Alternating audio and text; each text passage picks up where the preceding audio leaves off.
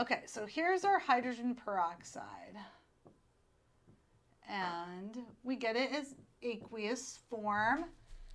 And then this forms liquid, water, and oxygen gas. Okay.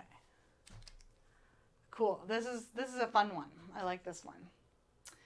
Okay, so our job now is to figure out the oxidation numbers of these. And this one's a little bit tricky because it's one of those exceptions. I said there is an exception with oxygen, and it's hydrogen peroxide.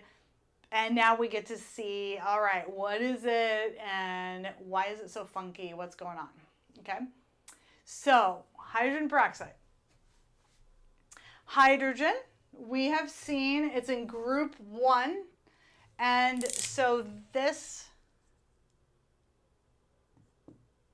oxidation number of elements in group 1 tends to be +1. Okay, so hydrogen +1. That one we can designate based on what we know about group 1. Okay. Oxygen here, based on the fact that this oxygen is in hydrogen peroxide, this is where we can either pull from our knowledge of exceptions or look it up or ask someone or something like that. Okay, now if you're in the middle of an exam and you didn't know that, then that's when it could be problematic. But hopefully you don't have a teacher that's like trying to throw wrenches into you, like not telling you this is an exception or something like that and expecting you to know or whatever. Okay, but this exception is very interesting because each oxygen in hydrogen peroxide has an oxidation number of -1. All right.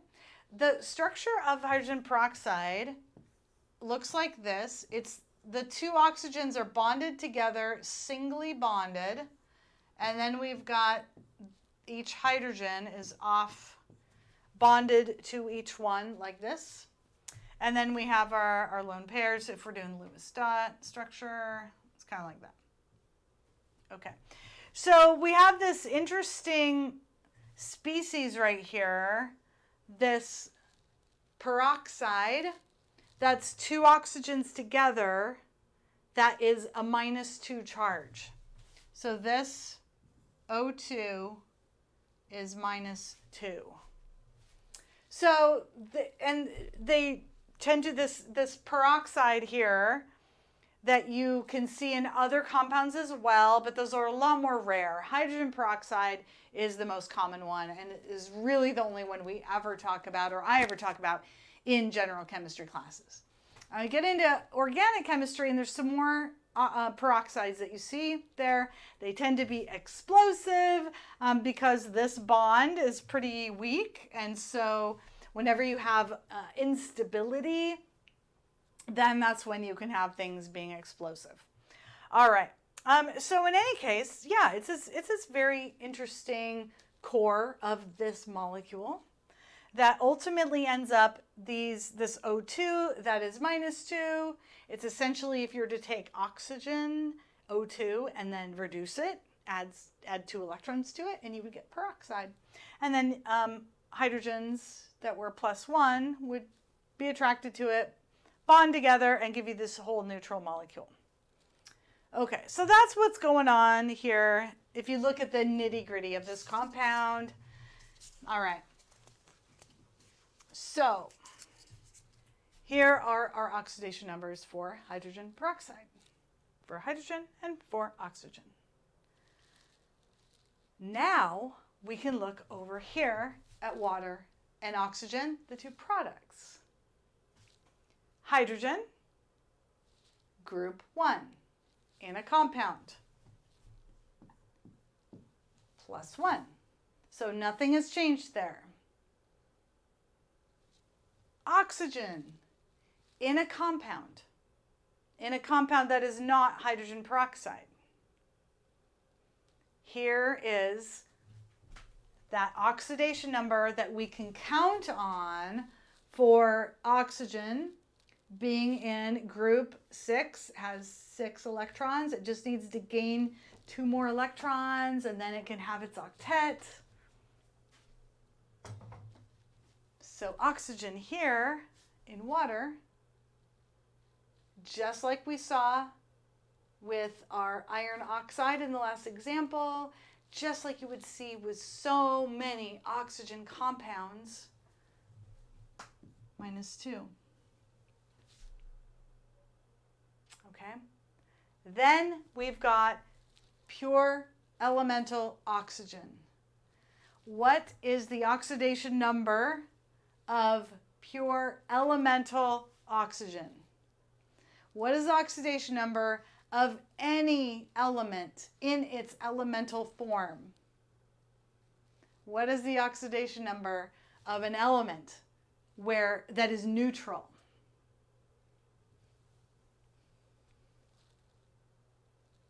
Here's my question posing to you. What is the oxidation number of oxygen in elemental oxygen? Now we've seen this one a couple times, so that's why I'm posing it to you, because I know you can answer it. I know you can do it. What is it? What is it?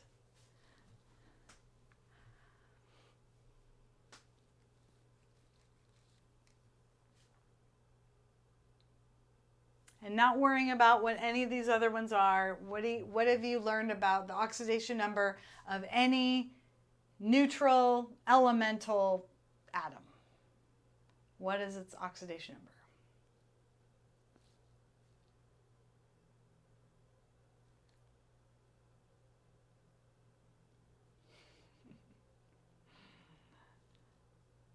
Take a stab at it. I'll give you a hint. It's either -1, 0, or +1.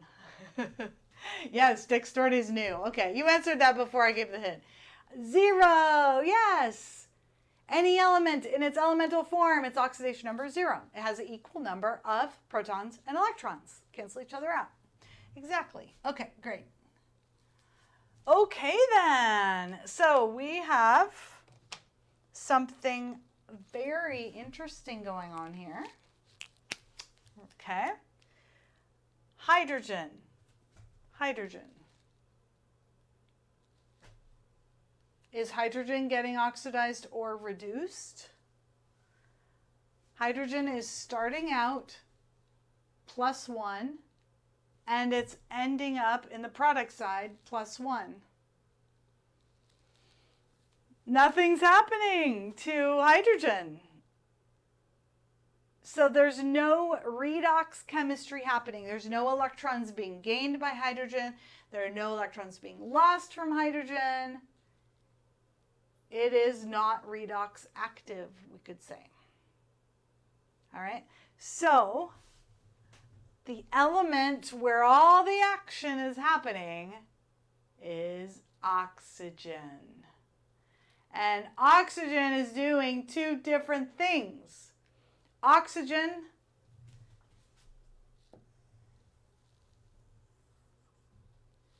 is getting, I'm not going to say which one, it's getting both oxidized and reduced, but which is which?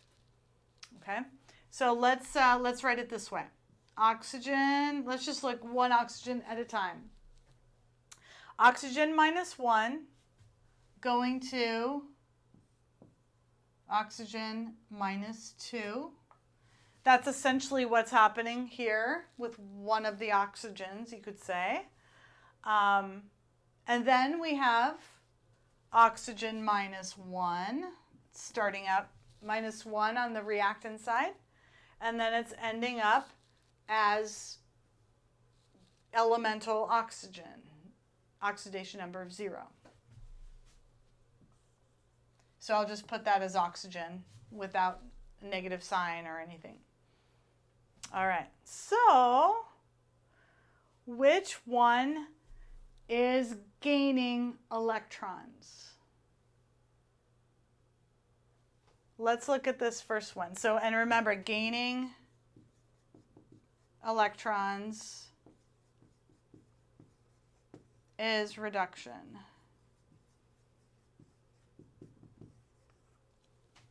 Losing electrons is oxidation. Okay, so let's look at this first one here. We have oxygen -1 becoming oxygen -2. Is this oxygen ion gaining electrons or losing electrons? Is it gaining, which would be reduction, or is it losing, which is oxidation?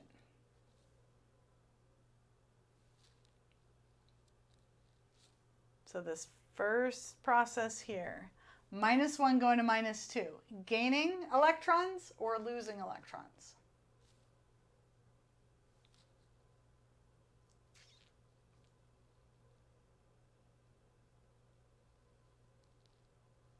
If you think it's gaining, then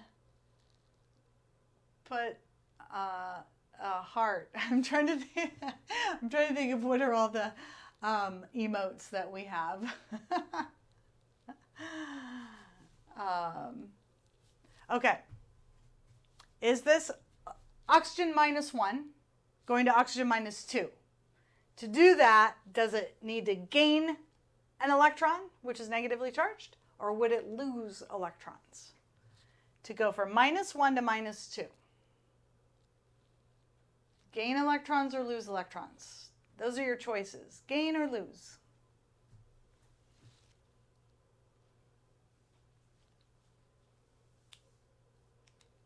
Gain or lose electrons to do this.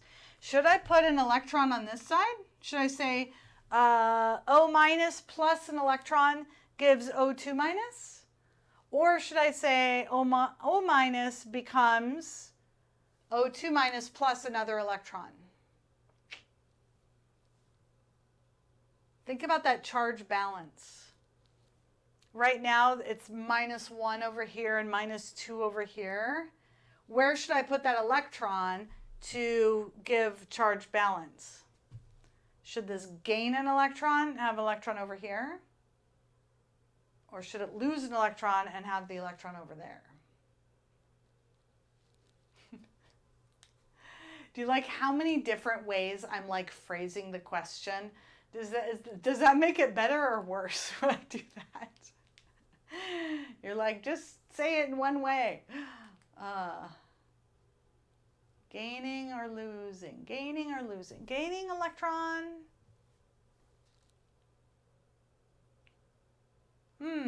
Okay.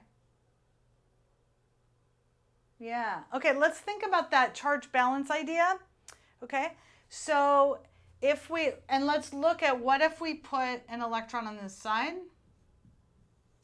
If this O- charge, O- gains an electron, then now the reactant side is -2. The product side is -2. We have charge balance. And what we did is we went from oxygen -1 going to oxygen -2. The oxidation number got smaller. It got more negative. It got reduced. So that's another way to reason through whether it's getting oxidized or reduced, is if the oxidation number gets smaller, more negative, it's getting reduced. And that goes with gaining electrons. So that's another way you can reason through it. So this is gaining electrons, which is reduction.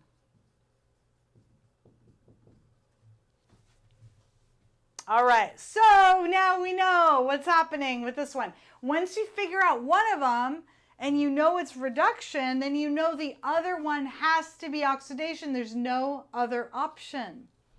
Yay for that, right?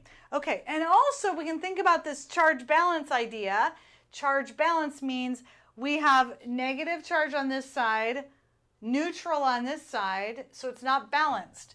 To balance it out, we would need to add an electron on this side. Now it's -1 over here total and -1 over here total. And this is losing an electron. Electron is lost, and that means it's oxidation, which is great because the other half reaction was reduction. So this is losing. Lose electrons, oxidation. Okay. So, and part of the oxidation process, like when you put hydrogen peroxide on a wound, and you know how it bubbles? It bubbles because you have things in your blood, including iron in your blood, that are catalyzing this reaction, and it's causing these bubbles of oxygen gas to come up right on the cut that you have. And so it's bubbling there a lot, and that pure oxygen gas is in really high concentrations on the bacteria, and it kills the bacteria that way. Okay, so we have this combination of, this is a pretty good oxidizer. So that kills the bacteria, and so does this high concentration of oxygen that's present. So that's pretty cool too. It has this double duty. All right.